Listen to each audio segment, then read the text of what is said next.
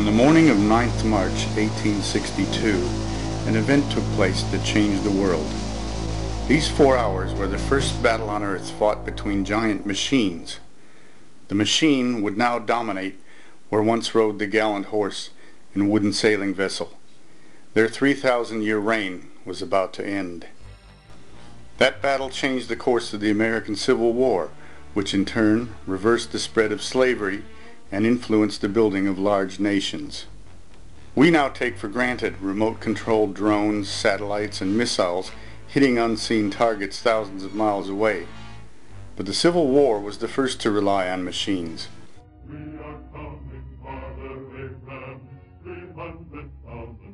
The Union Northern States Yankees, dressed in blue, marched for Abraham Lincoln.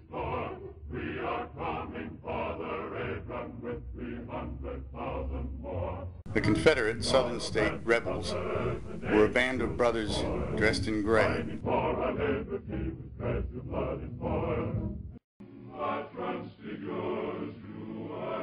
The Union held that all men are created equal.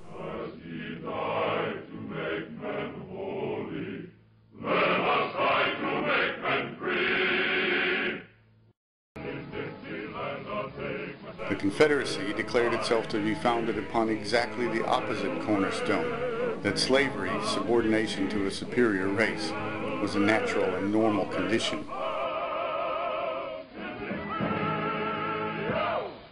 A key element of the North's strategy was a blockade. The North has declared a blockade on southern ports, and that means we'll be starved out in 6 months.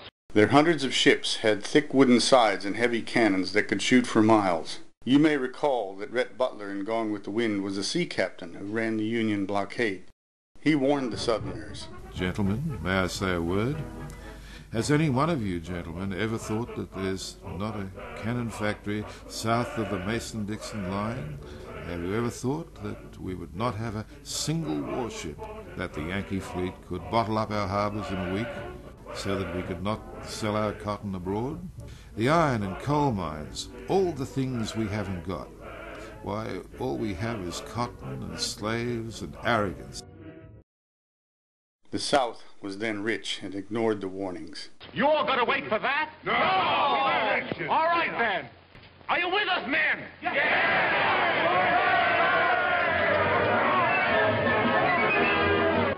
They hoped to impress the European powers. If they could break the blockade, their status as an independent nation might be upheld.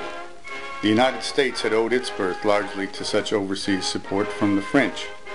History could repeat. The Europeans still truly ruled the waves. Their early ironclads were steam sail ships, first French, then British. This is the Warrior from 1860, a magnificent vessel even today. And this was its armor, 4.5 inches of iron plate, backed by 18 inches of teak wood. But this took a lot of precious material and a huge construction job. The Confederates were among the first to do what later commanders would do, use machines to break the blockade, engineers in place of cannon fodder. Steam would be the new horsepower. The British and French designs were far too expensive and time-consuming for their resources, so they looked to some earlier American designs and favored the stealth approach. Their first stealth bomber was an armor-plated half-submarine called the Manassas.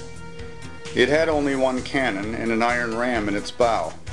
However, as a steamship, it could run rings around a sailing vessel, avoid the guns, pick its target, and ram. Shells bounced off it. The Union described it as a hellish machine, a metal sea monster, much like Jules Verne's Nautilus. The South captured a Union hull, the Merrimac, nearly 300 feet long. That's the length of a football field. They clad it with 4 inches of iron armor, gave it a 1,200 horsepower engine, and 9-inch guns. That's 9 inches wide, not long, partner. Imagine that sailing in to menace a harbor today. Hello, police? I want to report a 4,000-ton iron monster. Yeah? About 300 feet. Yeah, iron. Yeah, cannon. Good luck. The White House soon took notice. They had reason to be afraid.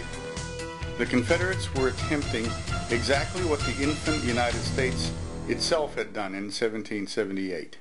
Sir, the Merrimac is sweeping the Union fleet before her. She will besiege the northern cities and levy tribute from each of them. Why, even the capital will be at the mercy of the guns of the Merrimac. What of the Monitor? The Monitor? If she ever does reach Hampton Roads, which I doubt, the Merrimac will blow her out of the water.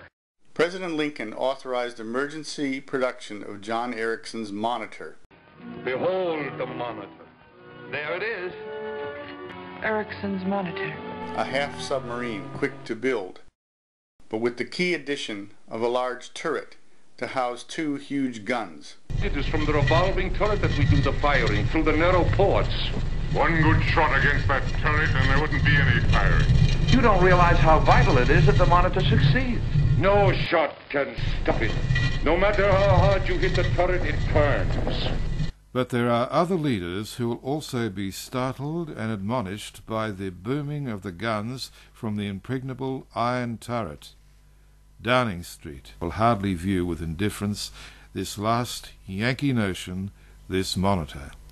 To put this in perspective, these big guns of the Civil War had the same bore as those used in famous battles of World War II 80 years later with the Bismarck and Graf Spee. One shot from these would send an iron bowling ball 1,000 feet per second. Our modern Hellfire missile boasts that it can penetrate 2-inch armor. The Monitor's guns would be facing 4-inch armor. The Monitor was made possible by advances in steam engines powerful enough to rotate such a heavy turret and guns. Even in those days, his boat was described as small, but hey, the turret weighed 120 tons. Each of the 2 cannons weighed 9 tons. The turret was clad with nearly a meter thick of wood and 6 inches of iron plate, enough to withstand broadside after broadside. But this total dependence on machinery, as with the modern nuclear submarine, which is also a type of steamship, was also a vulnerability. On its route to the fray, the vessel came nearer to sinking than in the actual battle. She'd only avoided foundering with all on board by the Herculean efforts of officers and crew. They were almost suffocated by escaping gas, and it was necessary to carry them to the top of the turret to revive them. An engine room was uninhabitable on account of the gas. The steam pumps could not be operated because the fires had been almost extinguished. The Confederate ironclad started the action, steaming slowly to attack the Union fleet blockading the entrance to the sea. The Civil War was vicious, even by war standards. Boarding parties trying even to remove the wounded by stretcher were fired upon. The ship may float the white flag, but we don't. The battle on the morning raged for 4 hours of machine pounding machine. Reluctantly the sun arose to witness from the heavens what was about to transpire here on earth.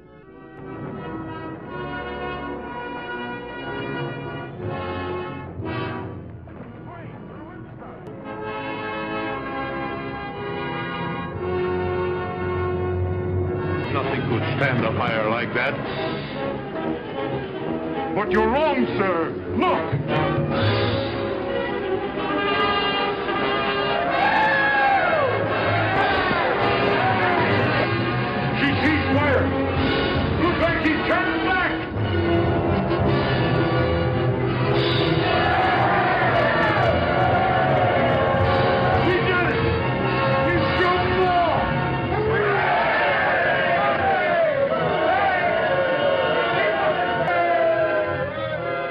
And ended with both vessels able to sail away. As with so many of history's turning points, such as the 300 Spartans, the significance of the battle was less what happened than what didn't happen. How different would our world be today if slavery had expanded, if the industrial sector lost out to the rural, if smaller states' rights outweighed human rights, laws classing human races biologically like animal species? Machines were true winners of this war. Ericsson's design was influential. ships quickly grew and added turret after turret. These were the first real shock and awe machines, giant steel fortresses. They steam faster than you can run away, shoot for miles, and anything you shoot at them bounces off like grains of rice. Nations can be made or undone at the desk of an engineer.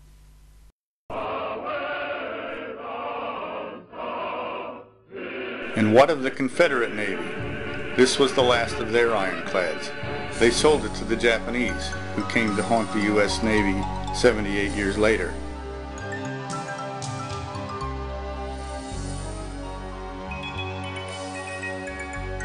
During World Wars I and II, the machines dwarfed the puny humans on land and sea.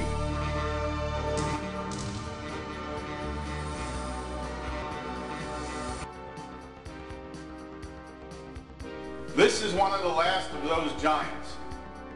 It weighs 45,000 tons.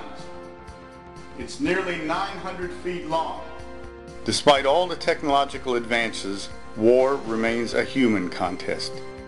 Cracks in the machine started to appear in the 70s and 80s, first in Vietnam, then in Afghanistan. Technology was not able to resolve everything, and even if there is a claimed victory after the machines slug it out, it is the soldiers and sailors who have to consolidate.